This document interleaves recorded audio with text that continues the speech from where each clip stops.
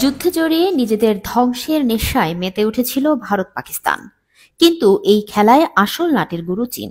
ধারণা করা হচ্ছে চীনের প্রত্যক্ষ সমর্থনেই ভারতের বিরুদ্ধে এমন বিধ্বংসী হয়েছিল পাকিস্তান। ভারত হয়তো ভাবতেও পারেনি পাকিস্তান এত কড়া প্রতিক্রিয়া দেখাবে। শেষ পর্যন্ত মার্কিন প্রেসিডেন্ট ডোনাল্ড ট্রাম্প না নামলে চিরপ্রতিদ্বন্দ্বী দুই দেশকে হয়তো থামানোই যেত না।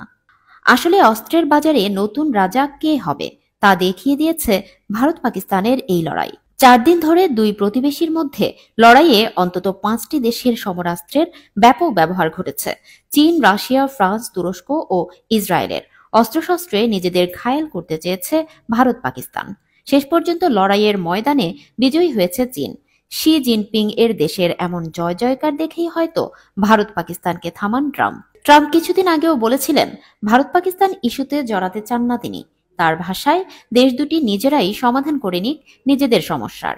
এমনকি মার্কিন ভাইস প্রেসিডেন্ট জেডি ভান্স বলেছিলেন ভারত পাকিস্তানের সংঘাত তাদের কোনো মাথা ব্যথা নয়। অথচ সেই যুক্তরাষ্ট্রই ভারত পাকিস্তানের রক্তক্ষয় থামিয়ে দিল।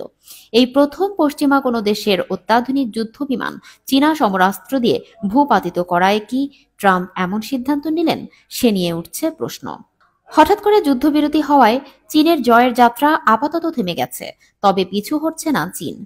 ভারত পাকিস্তানের মধ্যে যুদ্ধবিরতি কার্যকর হওয়ার পর বেইজিং সে কথাই জানালো। পাকিস্তানের পাশে থাকা নিয়েও দিয়েছে স্পষ্ট বার্তা।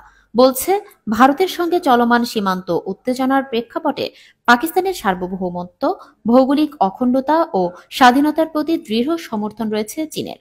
শনিবার চীনের পররাষ্ট্রমন্ত্রী ওয়াং ই পাকিস্তানের উপ-প্রধানমন্ত্রী ও পররাষ্ট্রমন্ত্রী ইসহাক দারকে এ বার্তা দেন। পাকিস্তানের পররাষ্ট্র মন্ত্রণালয় জানিয়েছে, আলাপকালে ইসহাক দার বর্তমান আঞ্চলিক পরিস্থিতি চীনা পররাষ্ট্রমন্ত্রীর কাছে তুলে ধরেন। এ সময় ওয়াং ই জানান, পরিস্থিতি মোকাবেলায় পাকিস্তান সংযমের পরিচয় দিয়েছে। পাশাপাশি তিনি দেশটির দায়িত্বশীল আচরণেরও প্রশংসা করেন। ওয়াং ই এ সময় দৃঢ়ভাবে বলেন, কৌশলগত সহযোগী ও আস্থাভাজন বন্ধু হিসেবে চীন পাকিস্তানের পাশে আছে এবং থাকবে।